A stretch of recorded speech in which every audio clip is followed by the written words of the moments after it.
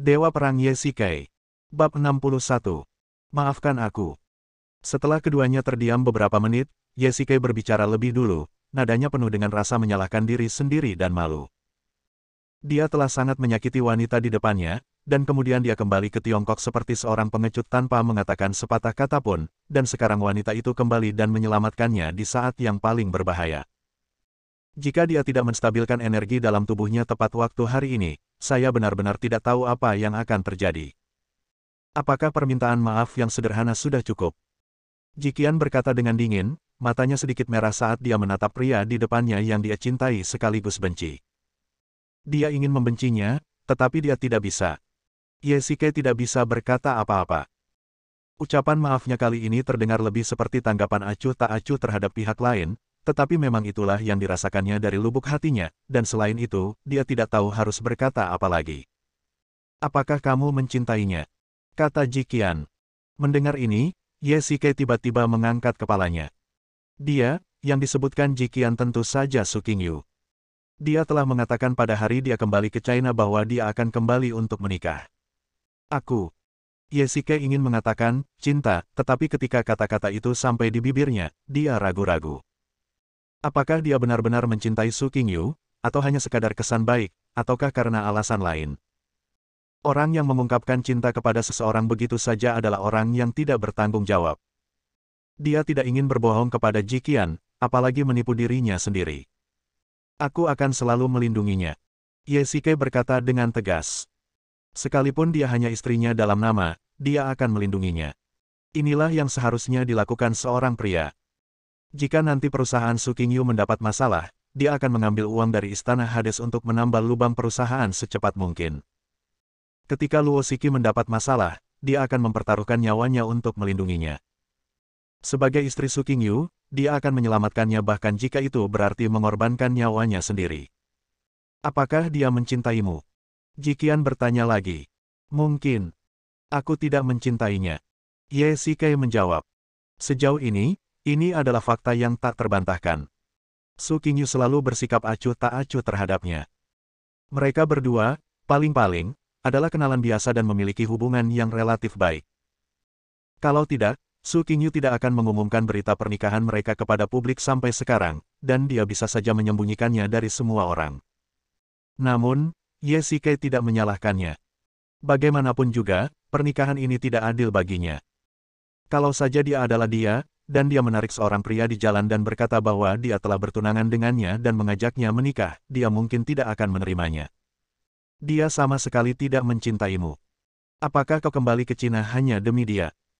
Wajah dingin Jiqian sebenarnya menunjukkan sedikit kecemburuan, tetapi itu hanya sekadar isyarat. Di wajahnya yang dingin, ada lebih banyak kebencian, ketidakberdayaan, dan kesedihan.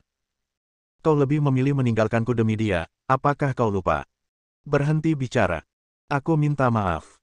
Akulah yang minta maaf padamu. Ye-Shikai menyela Jiqian. Memikirkan apa yang terjadi di luar negeri di masa lalu hanya membuatnya merasa lebih bersalah.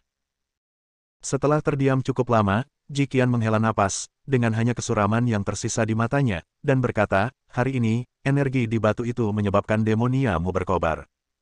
Aku telah menekannya untukmu, batuk-batuk.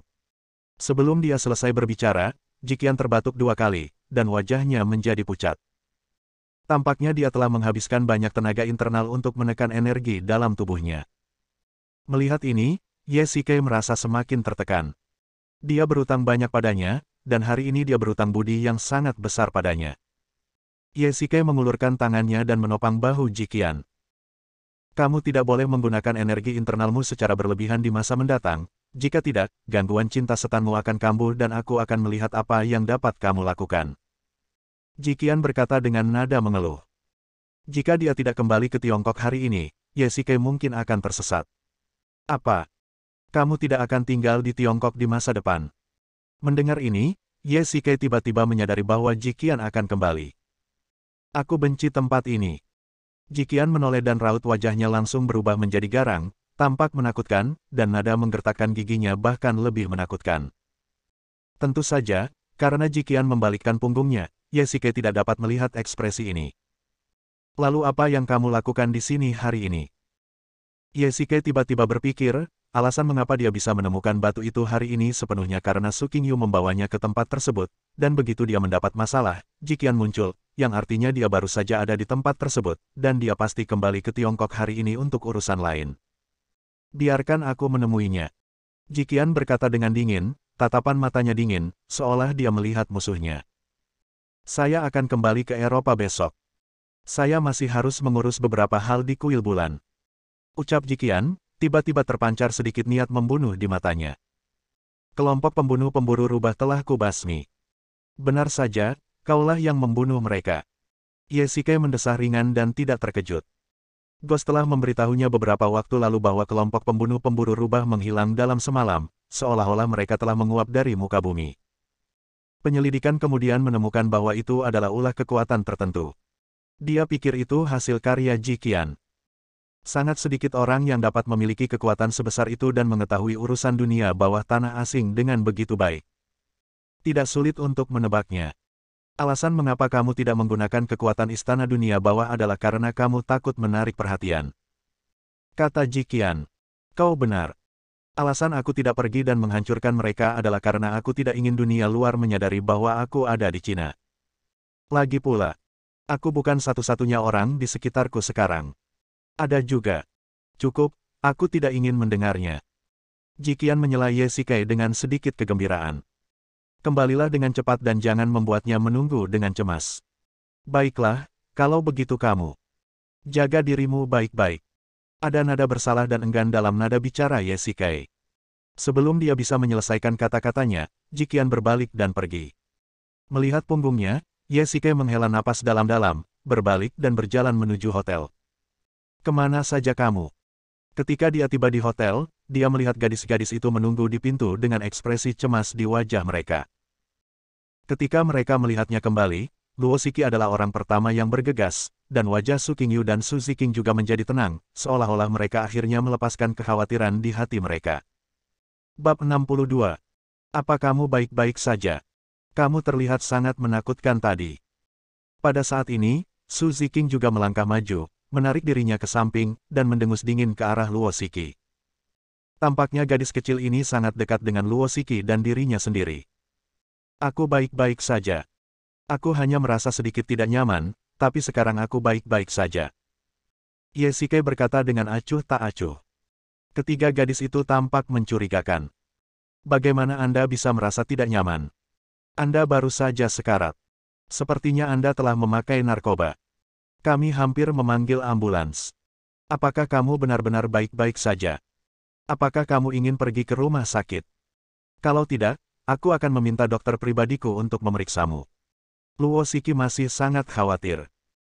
Penampilan Ye Shikai barusan sangat mengerikan, dan dia tidak percaya kalau dia hanya merasa tidak enak badan, terutama karena dia telah melihat pertarungan antara Ye Shikai dan Duya dengan mata kepalanya sendiri.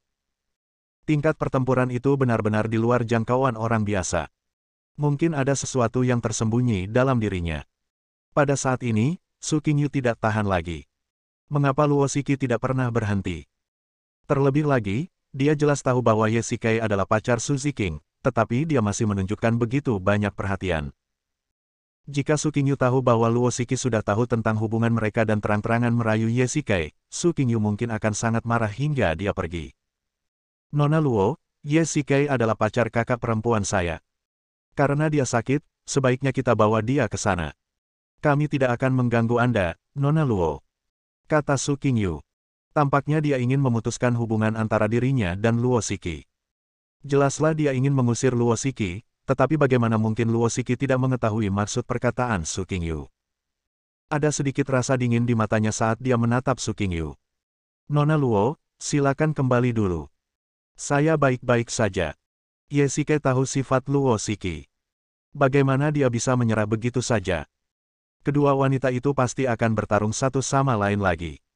Untuk mencegah kedua wanita itu bertarung lagi, Ye Shikai bergegas keluar untuk menghentikan Luo Shiki.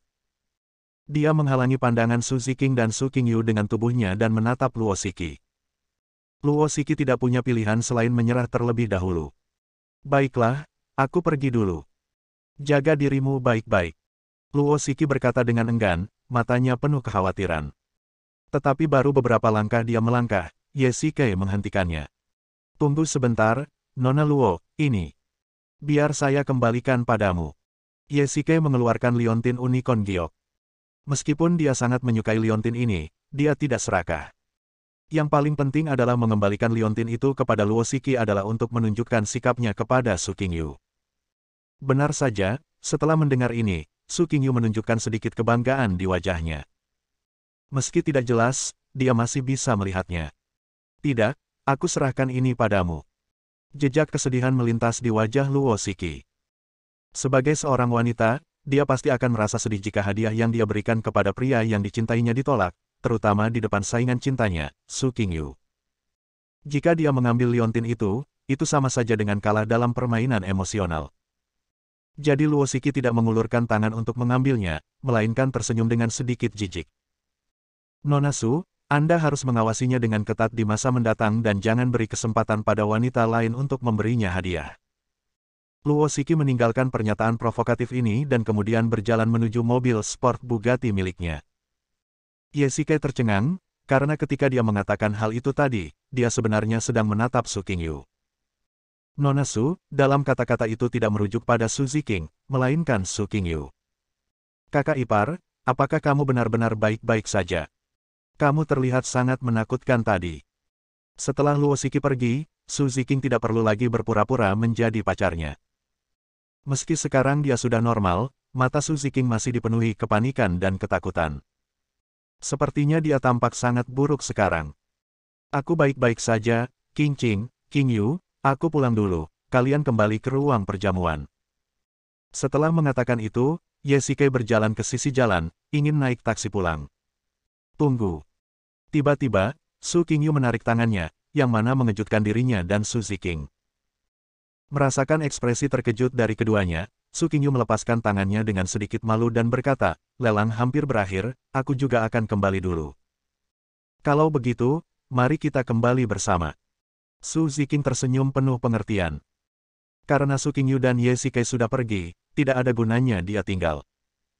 Setelah Su Qingyu meminta Zhuang Yan untuk kembali, mereka bertiga pulang bersama dengan Lamborghini milik Su Qingyu. Kakak ipar, biarkan aku melihat liontin giokmu. Setelah kembali ke rumah, Su Ziking kembali menjadi dirinya yang suka bermain-main, seolah-olah dia telah lupa bagaimana penampilannya tadi. Baiklah, ini dia. Ye Shikei menyerahkan liontin giok yang dikemas itu kepada Su Ziking. Wah, cantik sekali. Pasti harganya 100 juta. Su Ziking membuka bungkusan itu dan memandangi liontin berwarna hijau dan bening itu. Dia tidak dapat menahan diri untuk berseru. Tampaknya batu giok hijau kekaisaran, Raja Batu Giok, memang sesuai dengan reputasinya. Setelah Su Ziking kembali ke rumah, dia mengabaikannya dan duduk di sofa sendirian. Dia menuangkan segelas air untuk dirinya sendiri dan tampak sedikit tidak senang. Bagaimanapun, liontin ini diberikan oleh saingannya. Meski Su Qingyu tidak bisa dikatakan mencintainya, dia adalah suami nominalnya. Bagaimana mungkin Su Qingyu yang tumbuh dalam kesombongan, tidak peduli. Tiba-tiba, raut wajah Su Ziking berubah, dan dia menatapnya dengan marah. Baiklah, kakak ipar, kamu berselingkuh dengan Luo Shiki. Aku tidak menyangka kamu akan menjadi orang seperti itu. Saat sedang berbicara, pukulan kucing-kucingan Su Ziking sudah mengenai dadanya. Wajah Ye Shikei penuh dengan garis-garis hitam. Apa maksudmu dengan berselingkuh? Tidakkah kamu lihat bahwa sahabatku selalu setia? Ye Shikei mengambil liontin itu dari tangan Su Ziking. Nilainya 100 juta yuan. Akan mengerikan jika gadis kecil ini secara tidak sengaja memecahkannya. Baiklah, kakak ipar Bao, kamu ternyata sangat peduli dengan hadiah dari wanita ini, apakah kamu ingin merayunya? Su Ziking melihat dia menyentuh liontin itu dengan sangat hati-hati, dan dia langsung menjadi gila, seperti anak kucing yang ekornya diinjak, dan menerkamnya. Kalian berdua, diamlah. Su Qingyu menepuk meja kopi dengan sedikit kekesalan di wajahnya. Melihat hal ini, Su Ziking langsung berdiri di samping dengan tenang bagaikan bola yang kempes, menatapnya dengan penuh penghinaan. Ye Shikei, ikutlah denganku. Apa yang tidak diduga Ye Shikei adalah bahwa Su Qingyu benar-benar ingin berbicara dengannya tentang sesuatu. Apakah dia juga cemburu? Tampaknya dia pasti akan dimarahi olehnya. Keduanya datang ke tempat penelitian. Ye Shikei sedikit gugup, dan Su Qingyu sedikit tersipu. Setelah waktu yang lama, Su Qingyu mengatakan sesuatu dengan malu. Kamu, Apakah kamu menderita epilepsi? Apa? Epilepsi? Kawan, ini demonofilia, oke. Bab 63. Bagaimana ini mungkin? Yesike tidak dapat menahan diri untuk tidak berteriak. Dia tidak ingin diperlakukan sebagai orang gila oleh orang lain, terutama oleh Su Qingyu. Lalu, apa yang terjadi padamu hari ini? Kata Su Qingyu. Dia merasa merinding hanya memikirkan kemunculannya tadi. Terutama saat Yesike memegang batu itu, dia merasa bahwa orang di depannya bukanlah manusia, melainkan binatang buas. Itu. Yesike ragu-ragu untuk waktu yang lama dan tidak dapat menemukan cara untuk menjelaskan apa yang baru saja terjadi. Haruskah dia memberitahu bahwa dia menderita demonofilia? Belum lagi bagaimana menjelaskan asal-usul penyakit ini, dia mungkin tidak akan mengerti. Qingyu, kamu tahu aku dulunya seorang prajurit. Setelah sekian lama, akhirnya saya memikirkan apa yang harus saya katakan. Aku tahu. Aku mendengarnya dari ayahku, kata Su Qingyu. Dia tidak hanya tahu bahwa dia adalah seorang prajurit, tetapi dia bahkan tahu bahwa dia adalah seorang mayor. Sebenarnya, aku telah mengalami banyak perang yang tragis, dan aku telah membunuh banyak orang. Ya, lalu apa? Ketika Su Qingyu mendengar Yesike mengatakan bahwa dia pernah membunuh seseorang sebelumnya, sedikit rasa takut melintas di wajahnya, tetapi dia segera merasa lega. Bagaimanapun, dia adalah seorang prajurit dan anggota pasukan khusus. Bukankah Su Pengzan juga membunuh orang saat dia masih di ketentaraan? Saya telah terjangkit penyakit yang mirip dengan gejala psikologis perang, yang terjadi dari waktu ke waktu. Oh, jadi begitu ya. Pantas saja kamu jadi seperti itu. Su Qingyu menunjukkan ekspresi pencerahan yang tiba-tiba. Dia kurang lebih tahu tentang penyakit psikologis pasca perang, tetapi tampaknya penyakit Yesike lebih serius. Yesike merasa gembira. Dia tidak menyangka Su Qingyu memahaminya dengan mudah. Dia pikir dia perlu menjelaskannya secara rinci, tetapi tampaknya itu tidak perlu. Karena dia memahaminya, itu sudah cukup baik. Apakah Anda akan sering mengalami serangan? Apa yang akan terjadi jika Anda mengalami serangan? Su Qingyu saat ini mengajukan pertanyaan seperti bayi yang penasaran. Sejak dia kembali ke Tiongkok, penyakitnya jarang muncul. Kalau saja tidak ada batu di pelelangan hari ini, dia tidak akan mendapat serangan saat itu juga. Seperti yang dikatakan Jiqian, memang ada semacam energi tersembunyi di batu itu, dan tampaknya energi itu sama jenisnya dengan energi di tubuhnya. Mungkin tidak. Aku mungkin sedikit bersemangat hari ini. Tiba-tiba, Yesike mencengkeram lengan Su Qingyu dan berkata-kata demi kata, Qingyu, kamu harus ingat, begitu aku mendapat serangan, kamu harus menjauh sejauh mungkin dariku, dan jangan pernah mendekatiku. Su Qingyu terkejut dengan tindakan Yesike, tetapi melihat ekspresi seriusnya, dia mengangguk tanpa sadar. Dia telah melihatnya hari ini bahwa begitu penyakitnya kambuh, dia tidak akan mampu mengendalikan dirinya. Sedangkan untuk Qingqing, aku akan pergi dan menjelaskan padanya. Aku pasti telah membuatnya takut hari ini. Yesike berkata dengan nada meminta maaf. Bukan hanya dia, tapi mungkin semua orang di seluruh tempat itu takut padanya. Ya, setelah kamu keluar dari tempat acara, dia sangat ketakutan hingga hampir pingsan. Su Qingyu berkata dengan khawatir. Yesike sangat terkejut. Tampaknya kakak iparnya ini benar-benar peduli padanya. Meskipun dia ceroboh pada saat-saat biasa, perasaannya yang sebenarnya dapat terungkap pada saat-saat kritis. Juga, ada alasan mengapa dia mengatakan kamu adalah pacarnya hari ini. Kamu tidak perlu terlalu memikirkannya. Su Qingyu mengatakan ini tiba-tiba. Yesike tidak tahu apakah harus tertawa atau menangis setelah mendengar ini. Dia hampir tertawa terbahak-bahak, tentu saja aku tahu, Qingyu, menurutmu kamu siapa? Daripada mengatakan bahwa Su Qingyu terlalu banyak berpikir, lebih baik mengatakan bahwa dia kurang percaya pada pernikahan ini. Lagi pula, Su Qingyu hampir tidak memberikan kontribusi apapun, jadi mengapa dia harus meminta Yesike untuk berbakti padanya? Dia pasti berpikir begitu. Karena kamu tidak terlalu memikirkan aku, maka aku tidak punya beban emosional apapun. Kita jalani hidup kita sendiri saja dan tidak usah saling mengganggu. Dan Luosiki itu, apa yang terjadi antara kamu dan dia? Seperti yang diharapkan, dia langsung ke pokok permasalahan. Penyakitnya kini telah berlalu, jadi sudah waktunya untuk menjelaskan hubungannya dengan Luosiki. Dia menghabiskan 100 juta untuk membelikanmu liontin hari ini. Jangan bilang dia pikir itu terlalu mahal. Su Qingyu mendengus dingin. Tampaknya dia sangat yakin bahwa dia dan Luo Shiki benar-benar berselingkuh. Memang, hubungannya dengan Luo Shiki memang istimewa. Dia bahkan telah mengalami hidup dan mati. Dia telah menyelamatkannya sebelumnya. Dia masih ingat saat pertama kali bertemu dengannya, dia keliru mengira dia seorang bartender. Ia pun teringat saat ia meneguk segelas Forget Worry dengan mulutnya sendiri. Ia teringat kembali semua pengalaman di masa lalu. Benar sekali, kakak ipar, kamu harus memberiku penjelasan hari ini. Pada saat ini, pintu ruang belajar tiba-tiba terbuka, dan orang yang masuk tidak lain adalah gadis kecil Luo Shiki. Dia tidak menyangka kalau dia telah menguping di pintu. Maka dia harus tahu tentang penyakitnya. Kakak ipar bodoh, kamu pasti mencarinya di belakang kakakku, dan kita bahkan tidur bersama di malam hari. Pada akhirnya, Su Ziqing merasa sedikit malu, dan wajah kecilnya memerah seperti apel. Ye Shikai tercengang. Apa yang sedang dia bicarakan? Apa maksudnya dengan mencari seorang wanita? Dan kapan dia tidur dengannya? Gadis kecil itu benar-benar berterus terang dan berani mengatakan apa saja. Hei, Qingqing, kapan aku tidur dengannya? Jangan bicara omong kosong. Ye Shikai berkata cepat, karena dia sudah merasakan hawa dingin yang datang dari Su Qingyu di sampingnya. Jika Su Ziqing terus mengatakan ini, dia akan dipukuli sampai mati oleh Su Qingyu. Aku tidak percaya padamu. Su Ziqing tidak punya bukti atau cara untuk membenarkan dirinya, jadi dia mulai bertindak seperti bajingan. Dia memalingkan kepalanya ke samping dan mengabaikannya. Tampaknya dia harus meminta maaf padanya. Aku benar-benar tidak peduli padanya. Meskipun dia mengejarku, aku tidak pernah menerimanya. Ye Shikai menjelaskan tanpa daya. Tidak mungkin, mengapa dia mengejarmu? Su Ziqing adalah orang pertama yang menggelengkan kepalanya. Dia tidak pernah percaya bahwa Luo Shiki akan mengejar Ye Shikai, tetapi Su Qingyu di sampingnya mengerutkan kening. Dia tidak menyangka bahwa Luo Shiki benar-benar mengejar Ye Shikai. Aku pernah menyelamatkannya. Mungkin. Semua wanita menyukai kisah tentang pahlawan yang menyelamatkan wanita cantik.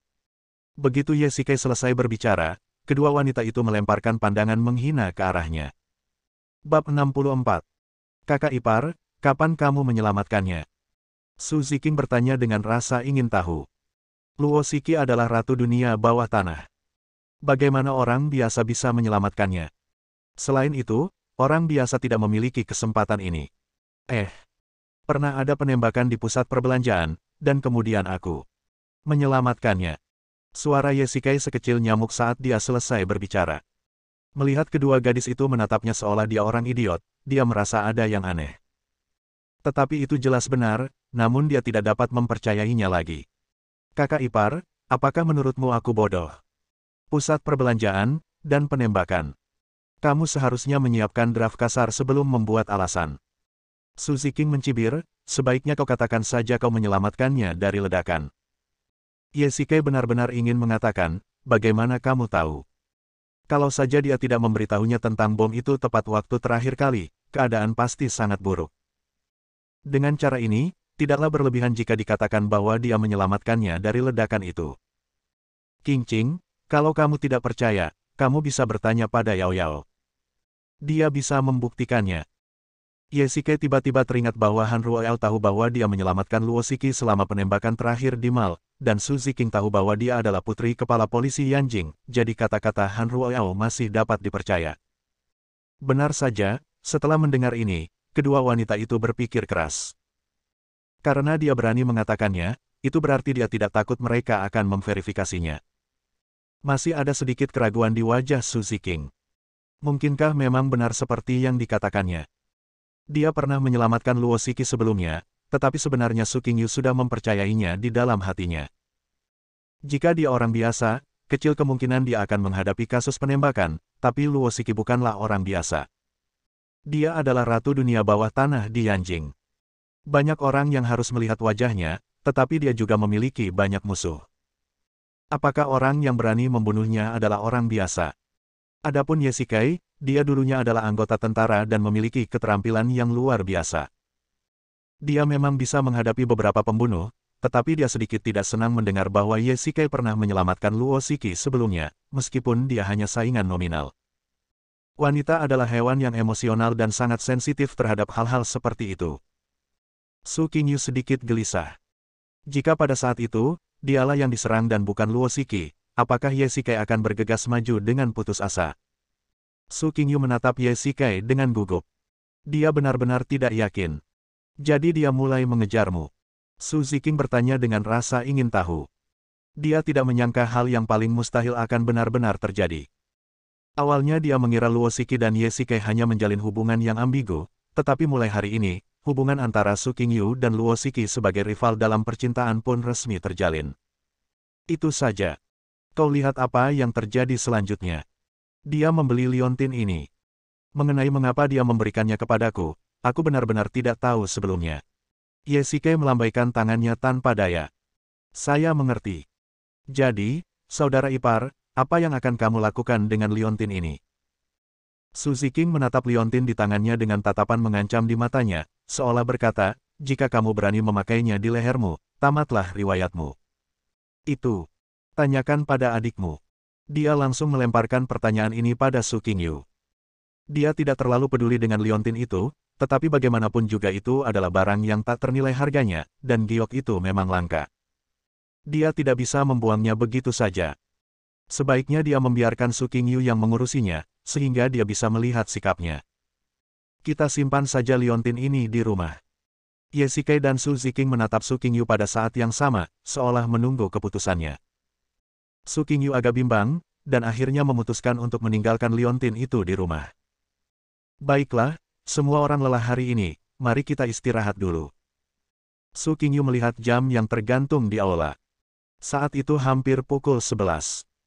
Ditambah dengan insiden Ye Shikai saat makan malam-malam ini, kedua wanita itu sangat cemas dan lelah. Baiklah, Qingyu, aku akan memberimu liontin ini. Ye Shikai menyerahkan liontin itu kepada Su Qingyu. Dia tahu jika dia menyimpan liontin itu bersamanya, Su Qingyu dan Su Ziking pasti akan berpikir terlalu banyak. Bagaimanapun, ini adalah tanda cinta yang diberikan Luo Shiki kepadanya. Baiklah, kamu naik ke atas dan tidur dulu, Qingqing juga, kamu ada kelas besok. Setelah Su Qingyu memberi mereka berdua beberapa instruksi, dia naik ke kamarnya. Ya, oke. Mengerti, Kak. Setelah Su Qingyu naik ke atas, Su Ziking menghela napas lega dan berkata kepada Ye Shikai, kakak ipar, bagaimana kamu akan menangani hubunganmu dengan Luo Shiki? Ada sedikit rasa gelisah dan bahkan memohon dalam nada bicaranya. Su Ziking pasti berpikir bahwa karena Luo Shiki begitu baik padanya, Su Qingyu menghadapi saingan yang kuat dalam hal cinta, dan keseimbangan dalam hatinya mungkin condong ke arah Luo Shiki. Seperti Su Qingyu, dia tidak percaya pada pernikahannya dengan Su Qingyu. Dia khawatir suatu hari dia akan meninggalkan Su Qingyu. Oh, aku juga tidak tahu. Ye Shikai benar-benar ingin memberitahu Su Ziking bahwa dia tidak akan pernah meninggalkan Su Qingyu dan membiarkannya merasa tenang, tetapi setelah memikirkannya berulang kali, dia masih memberikan jawaban yang ambigu. Dia tidak mengatakan bahwa dia adalah tipe pria yang akan meninggalkan istrinya, tetapi sejauh ini, hubungannya dengan Su Qingyu tampaknya stagnan. Dia benar-benar tidak dapat memahami apa yang dipikirkan Su Qingyu, apakah dia ingin menikah dengannya atau tidak. Karena sebelumnya mereka tidak mempunyai dasar emosional, hubungan mereka pernah menemui jalan buntu. Mungkin dia masih menolak pertunangan ini, atau mungkin dia sama sekali tidak menganggapnya sebagai suaminya, melainkan sebagai anggota lawan jenis yang dengannya dia mempunyai hubungan yang lebih baik. Kalau begitu, mengapa dia harus bersikeras? Jadi dia tidak bisa memberi Su Ziking jawaban. Qingqing, aku agak lelah, jadi aku akan naik ke atas untuk tidur dulu. Kamu harus istirahat lebih awal. Setelah mengatakan itu, Ye Shikai naik ke atas tanpa menunggu Su Ziking menjawab. Meskipun Su Ziking biasanya agak berkulit tebal, bagaimana mungkin dia tidak mengerti arti kata-kata Ye Shikai. Dia duduk sendirian di ruang tamu, wajahnya penuh kesedihan, dan matanya berangsur-angsur memerah. Su Qingyu sendirian di kamar itu. Dia tidak tidur tetapi duduk di meja dengan liontin giok di tangannya. Di bawah cahaya lampu meja, batu giok itu tampak lebih bening. Meski sudah sangat malam, dia tidak berminat untuk tidur. Dia dulu mengira Ye Shikai hanyalah seorang gigolo dan tidak akan ada seorang pun yang peduli padanya. Tetapi sekarang pengakuan Luo Shiki bagaikan tamparan di wajah. Bukan saja dia dikejar seseorang, tetapi orang ini bahkan lebih baik darinya. Yang paling penting adalah orang ini lebih mencintainya. Su Qingyu bertanya pada dirinya sendiri bahwa dia tidak bisa membeli liontin senilai ratusan juta untuk kekasihnya. Meskipun dia tidak sekaya Luo Shiki, dia tidak pernah berpikir untuk memberi Ye Shikai hadiah. Bahkan jas senilai puluhan ribu dolar dibeli karena Su Pengzan akan datang. Kali ini, dia merasakan krisis yang mendalam. Bab 65. Ye Shikai kembali ke kamar, duduk di tempat tidur dan bermeditasi sendirian, perlahan-lahan mengalirkan energi internalnya. Wajahnya menjadi pucat. Untuk menekan energi dalam tubuhnya hari ini, dia telah menghabiskan banyak energi internalnya. Dia hanya tidak menunjukkannya di depan Su Qingyu dan Su Ziqing. Dia merasa agak khawatir. Jika masalah penyakit cinta setan ini tidak diatasi, sudah pasti akan membatasi kemampuannya di kemudian hari, bahkan bisa menimbulkan masalah besar di saat-saat kritis. Namun, dia sangat terkejut saat mengetahui bahwa sebagian energi itu, setelah menyatu dengan energi yang dimasukkan Jiqian ke dalam tubuhnya, benar-benar berubah menjadi kekuatan internalnya. Meskipun itu hanya sebagian saja, itu juga menunjukkan bahwa memang ada hubungan antara energi itu dan gaya internal. Jika energi ini dapat sepenuhnya diubah menjadi kekuatan internal, itu pasti akan sangat meningkatkan efektivitas tempurnya. Mungkin satu-satunya perbedaan antara keduanya adalah medianya, yang memungkinkan keduanya mencapai tujuan yang sama dan digunakan olehnya. Tepat pada saat itu, dering telepon seluler terdengar di telingaku. Aku melihat ide penelepon dan ternyata panggilan itu dari Jiqian. Mengapa dia menelponku? Halo. Ye Shikai menjawab dengan lembut. Jiqian telah banyak membantunya hari ini, namun dia belum mengucapkan terima kasih dengan benar. Bagaimana perasaanmu?